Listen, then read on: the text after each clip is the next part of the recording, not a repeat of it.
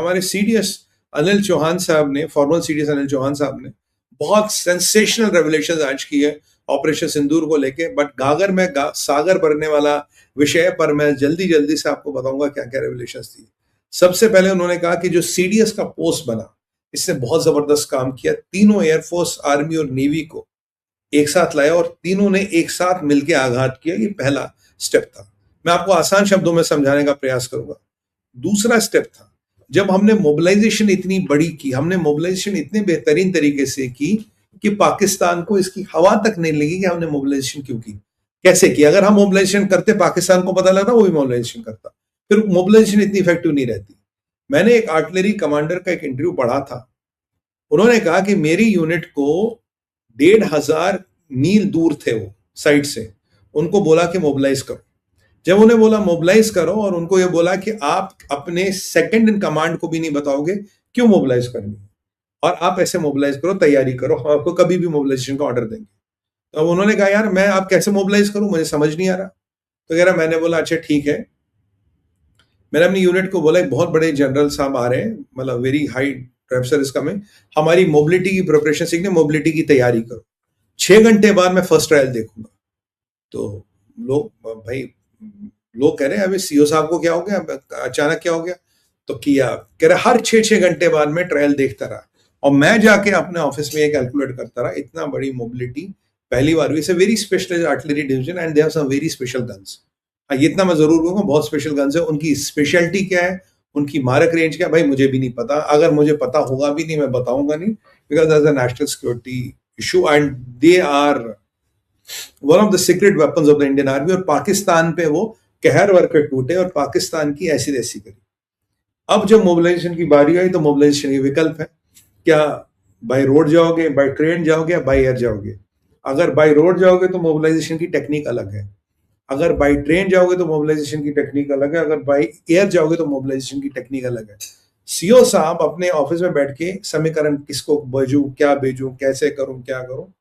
Finally time आ गया कि mobilise करो, 5 घंटे में, 4 घंटे में मोबिलाइज करो। तो सीओ साहब ने जिन लोगों को भेजना था उनको बुलाया, उनके फोन रखवाए, बोला आपको एक्सरसाइज के लिए भेजा जा रहा है और आप घर फोन नहीं करेंगे। सीओ साहब ने खुद घर फोन नहीं किया और आप जब वहां पहुंचेंगे तो फिर आपको आगे के इंस्ट्रक्शन देंगे, फोन यहां जमा करो, काम खत्म। तो इनको भेजा गया, लोग वहां पहुंचे। अगले दिन साहब सीओ साहब को फोन आता, कहता आप आइए अगली फ्लाइट से। तो वो पहुंचे, अगेन उन्होंने घर में यही बोला कि कहीं एक्सरसाइज है। जब वहां पहुंचे तब तक भी लोगों को पता है एक्सरसाइज हो रही है। और जब एग्जैक्टली स्पॉट्स ढूंढे गए कि कहां से अटैक करना है, हम पे कहां से कम रिटेलिएशन आएगा और हमारी गन कहां इफेक्टिव होगी, वो कई सारे स्पॉट्स ढूंढे गए एनिमी के खिलाफ। तब जब वो स्पॉट्स ढूंढे गए, फिर जब सैंड बैग्स लगाए गए ताकि आने वाले स्प्लिंट, देखिए आप आर्टिलरी तो आपके आसपास गोला आएगा, तो गोला आएगा तो स्प्लिंटर्स आएंगे, स्प्लिंटर्स से कैसे बचे जाए, रेत के सैंड बैग्स के दीवार लगाए गए, फोर्टिफिकेशन किया गया। जब फोर्टिफिकेशन किया, फिर वो गश्त कर रहे थे, सिक्योरिटी लगा रहे थे, तब भी यूनिट को ये नहीं पता था कि is it a mock drill और इज इट रियल सिचुएशन। और जब फिर फाइनल आदेश मिला कि 1:05 पे, 1:20 पे पाकिस्तान पे अटैक करना है, तब जाके उन्होंने यूनिट को कहा it is not a mock drill, it's a real situation, we are attacking Pakistan. तब तक ये कहा भी नहीं था। इस लेवल का मोबिलाइजेशन हुआ, जबरदस्त। और कुछ पॉइंट आपको बताता हूं, कोई सोशल मीडिया यूज नहीं किया गया। सोशल मीडिया आपके आपको फुटप्रिंट्स होते हैं, ये CIA, MSS, ये सब आपके सोशल मीडिया और कुछ नंबर्स को ट्रैक करती है कि उनका फुटप्रिंट कहां, वो कहां है। इनके पास भी संसाधन है। भारत ने एक 8,000 फोनों का, इनक्रिप्टेड फोनों का लॉट बनाया था और सब इंपॉर्टेंट लोगों में वो फोन बांटे गए। उन्हीं एनक्रिप्टेड फोनों के माध्यम से सारा कम्युनिकेशन हुआ। तो इसका फुटप्रिंट कहीं नहीं आया, कोई सोशल मीडिया फुटप्रिंट नहीं था। फैमिलीज को पता नहीं था कि बंदे कहां डिप्लॉयड है, कहां लड़ रहे हैं। जब तक युद्ध शुरू नहीं हुआ किसी को नहीं पता, नो बडी न्यू। तो ऐसे ही कई सारे आपने किए। सबसे बड़ा चैलेंज क्या था? सबसे बड़ा चैलेंज था कि जो हमारे फ्रंट पे ट्रूप्स डिप्लॉयड थे, वहां के कमांडर ऑफिसर उसका खून बोल रहा था। कहता साहब हमें आदेश दो, पाकिस्तानियों की गर्दन काट के लानी है। बोला भाई रुको। कह रहा है मेरे लिए डिप्लॉयमेंट चैलेंज नहीं था, मेरे लिए चैलेंज था डिप्लॉयमेंट को अंडर द रडार रखना। और जो मेरे फॉरवर्ड के लोग हैं वो कह रहे हमें मौका दो साहब, हम जाके पाकिस्तानियों की गर्दन काट के लाएंगे, इन्होंने ऐसा हमारे साथ किया। बट उनको रोकना, उनको बोला नहीं, अगर आप उनको फॉरवर्ड मूव करोगे तो पाकिस्तान एकदम समझ जाएगा, तो आपको उनको फॉरवर्ड मूव नहीं कर।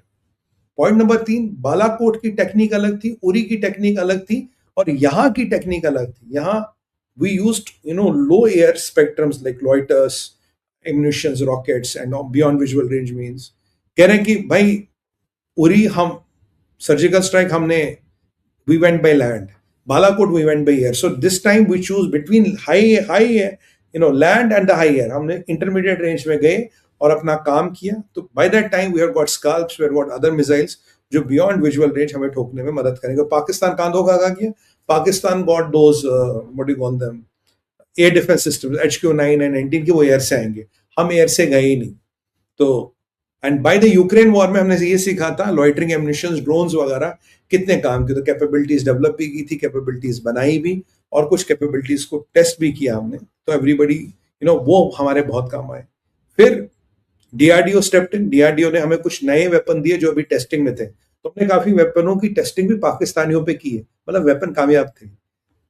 और सबसे बड़ा चैलेंज था इंटीग्रेटेड एयर डिफेंस सिस्टम बनाना है. एयरफोर्स, नेवी और आर्मी का एयर डिफेंस सिस्टम इंटीग्रेट करना, ये सब चल रहा है. और जब प्रधानमंत्री जी ने पटना में कह दिया था, माननीय मोदी जी ने, कि भाई पाकिस्तान पे अटैक होगा, तब ये डिसाइड था पाकिस्तान की बात लगने वाली. पाकिस्तान कांप रहा था, यूं ठक ठक ठक यूं हो रही थी उनकी ठक, कि भाई पाकिस्तान गया. बट पीछे इतना बड़ा कोऑर्डिनेशन करना था कि भाई तब आपके एयर डिफेंस को कोऑर्डिनेट करना था. बना किस लिए था? You are thinking you will be problems with हम नॉर्थ यानी कि चाइना, आपकी वेस्ट में प्रॉब्लम्स आ गई. तो नॉर्थ के लिए आपने बनाया था, वेस्ट में डिप्लॉय कर रहा था. Again it had to be changed. और आपकी जो सबसे अच्छी बात थी, मोदी जी जब मिले तो मोदी जी ने कहा कि भाई बदला तो लेना, पाकिस्तान को छठी का दूध याद दिलाना, बट पॉलिटिकल प्रेशर में आप नहीं आएंगे. Choose a time and place of your choosing. आप जगह और टाइम चूज करो, मैं डेट और टाइम नहीं दूंगा. आप टारगेट चूज करो, मैं इंटरवीन नहीं करूंगा.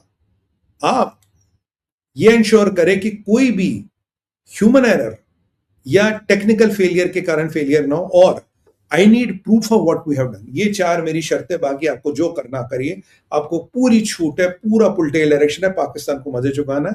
मिनिमम सिविलियन कैजुअलिटीज होनी चाहिए, मिनिमम. मैक्सिमम सिविलियन कैजुअलिटीज तो मिनिमम. अब गेहूं के साथ गुन पूछ जाएगा तो किसेगा, मिनिमम सिविलियन कैजुअलिटीज हो, ये मोदी जी ने कहा था. तो दीज वर द 3-4 थिंग्स जो इनको बोला था कि भाई आप ये जाके इंप्लीमेंट कर दीजिए, आप ये जाके कर लीजिए, ये इनको बोला गया था. So this is the things which Modi ji said.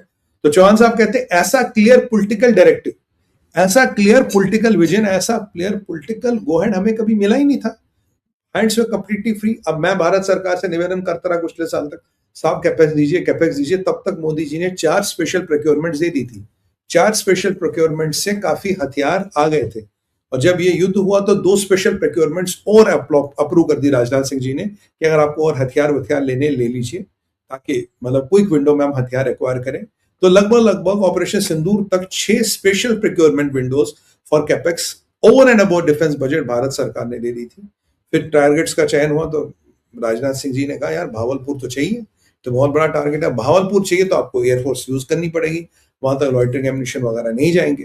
तो फिर एयरफोर्स ला गया. कोई भी ऐसा टारगेट नहीं था जिसको भारतीय फौज ने कहा साहब ये नहीं होगा, हमारे पास ये हथियार नहीं, ये हथियार नहीं, ये हथियार नहीं, अगर ये होता हो तो हम ये करते हैं. ना आप टारगेट बताइए sir, will go and hit it. ये भारतीय फौज का जज्बा है, ये जनून है कि आप टारगेट बनाओ, पाकिस्तानियों की गर्दन काट के लिए आएंगे, बताओ किसकी चाहिए, कितनी चाहिए.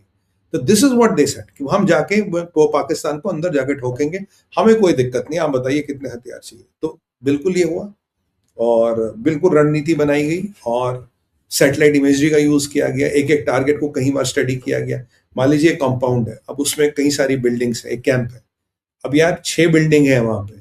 अब 6 बिल्डिंगे आपकी, अब खाने खाते किसमें, रहते किसमें, ट्रेनिंग किसमें करते हैं, दिन के टाइम कहाँ मिलेंगे, रात के टाइम कहाँ मिलेंगे. सिविलियन कैजुअलिटीज अवॉइड करनी है तो दिन में कौन सी बिल्डिंग को टारगेट करूं, रात को कौन सी बिल्डिंग को टारगेट करूं. अगर दिन में ऑपरेशन का आदेश मिला तो जहां ये ट्रेनिंग करते हैं उस बिल्डिंग में मैक्सिमम कैजुअलिटीज होगी, या अगर रात को आदेश मिला तो उस बिल्डिंग पे अटैक करता हूं जहां ये सोते हैं, वहां मैक्सिमम कैजुअलिटीज होंगी.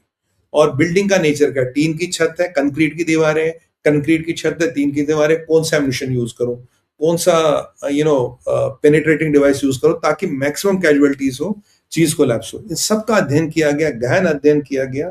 आपके एनएसए साहब, डोवल साहब के सानिध्य में कई सारी मीटिंगें हुई. मैं तो भीष्म पितामह कहता ही हूँ.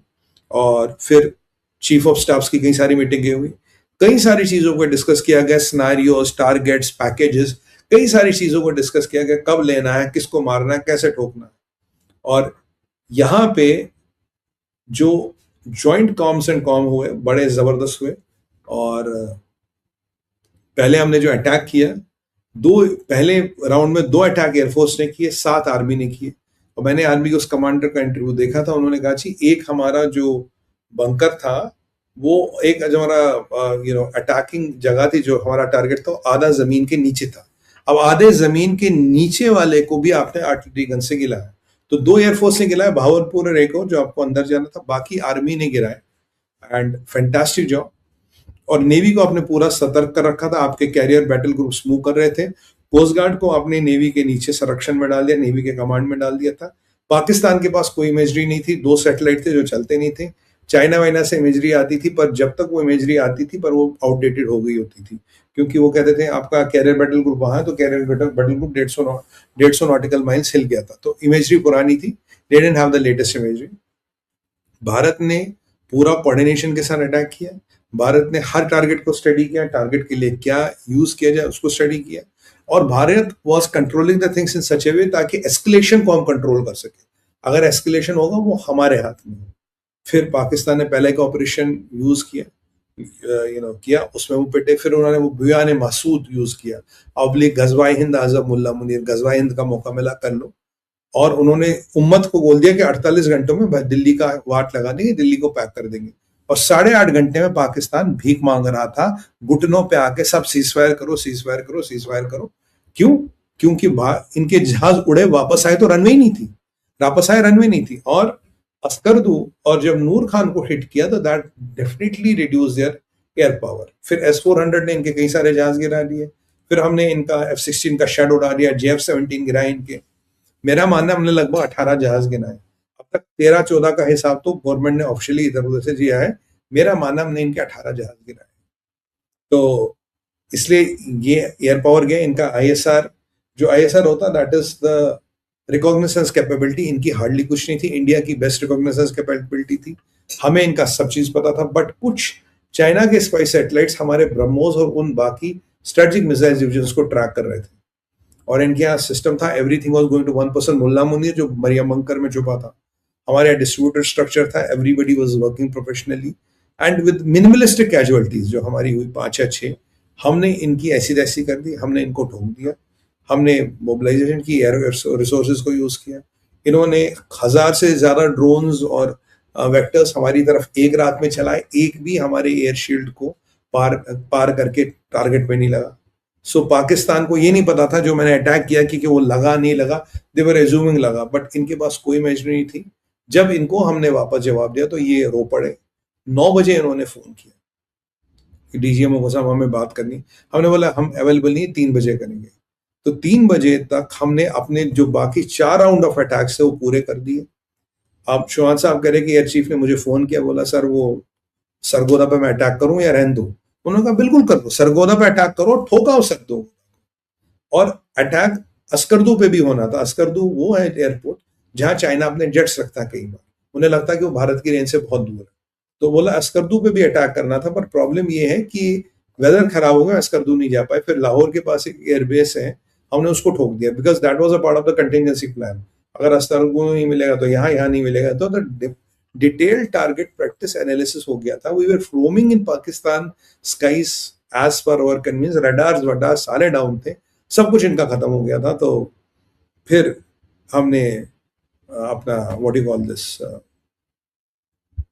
सो we Skardu could not be done because of the bad weather. तो हमने वो इसलिए उसको छोड़ दिया। बाकी इनकी साइट्स दुनिया भर का पाकिस्तान को नुकसान किया। Navy was on the stand by कि जब भी आदेश मिलेगा वहां आर्डर करेंगे। और पाकिस्तान की नेवी ने अपने जहाज खड़े करके वो बेसों में भाग गए। उन्होंने जहाज खड़े किए और वो बेस में भाग गए कि यार यहाँ मरना नहीं है। तुर्किया का शिप वहां खड़ा था कि जिसे तैयब एर्दोगन सामने खड़ा होकर बचा लेगा। तो चाइना इनके साथ था, PL-15 इनके साथ, HQ-9, HQ-19 जो भी चाइनीज कबाड़ इनके साथ था वो था। तैयब एर्दोगन ने इनकी मदद की, अजरबैजान इनके साथ था, ईरान सपोजिटली इनके साथ था। तो मतलब ये पूरी तैयारी करके आए थे कि भारत को दिखाएंगे, पर भारत ने इनकी वाट लगा ली। दो इंपॉर्टेंट एस्पेक्ट जो मुझे आपको बताने हैं। पहली बात, पाकिस्तान घुटनों पे आया और बोला कि भाई साहब ये युद्ध विराम कर लो। हमने बोला हम तो नहीं करते सर, प्लीज कर दो बिकॉज वी आर फिनिश्ड। तो डीजीएमओ से डीजीएमओ की बात हुई, युद्ध विराम। अब सवाल है कि ट्रंप को कैसे पता? भाई ट्रंप को लीक किया पाकिस्तानियों ने, उन्हें थोड़ी खैरात ज़कात चाहिए थी, बोला ट्रंप साहब हम आपको इन्फॉर्मेशन दे रहे हैं, आप ट्वीट कर दो, हमारे खाते में $5-5 मिलियन डाल देना, हमने आपको इन्फॉर्मेशन दी है।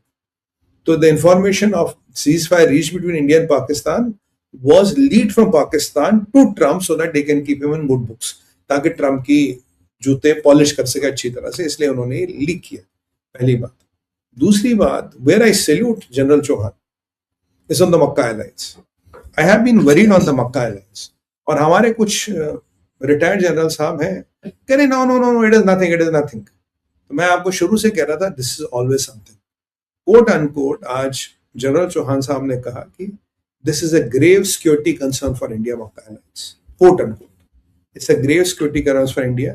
आप ये मान के चलिए this alliance is against India, दो ये कहते हैं डिफेंसिव है, unless and until it clearly specifies India is not the country intended। यानी कि या तो ये क्लियरली बोल दे कि भाई मक्का alliance India is exception to the alliance. अगर ऐसा नहीं लिखा है तो ये इंडिया के अगेंस्ट बनाई है। It has grave security concerns for India. ये हमारे सीडीएस साहब जनरल चौहान ने बिल्कुल क्लियरली बोल दिया है। तो इसलिए जो हमारे कुछ जनरल साहब का मानना था कि no no it is nothing, oh this nothing, don't worry, ये कुछ नहीं होगा। देखिए सबसे बड़ा प्रॉब्लम इसमें टेक्नोलॉजी प्रोलिफरेशन का। Technology can move from one part to another, और अगर टेक्नोलॉजी मूव हो गई that will be a big big problem then what the alliance can do. So Chauhan sir, thank you very much for highlighting this truth and not being politically correct. और बाकी Trump वाला हमने बता दिया। एक बड़ा इंपॉर्टेंट इशू आ रहा है कैराना हिल्स का। साहब आखिर कैराना हिल्स की बॉम्बिंग कैसे हुई? कैराना हिल्स कैसे डूबा? तो भारती साहब से पूछा था, तो एयर मार्शल भारती, उन्होंने कहा यार मुझे तो ये नहीं पता कैराना में कोई न्यूक्लियर, मैं तो पहली बार आपसे सुन रहा हूँ। अब पाकिस्तान की मीडिया ने दिखाया कैराना हिल्स की जो एंट्री टनल है उसके सामने धुआं उड़ता हुआ। कैराना हिल्स हिट हुआ, पूरे दुनिया को पता, बैरॉन का जहाज आया, छिड़कता रहा, वहां पाकिस्तान का nuclear command and control activate किया गया, काफी कुछ हुआ। तो हमने इसमें काफी बात की।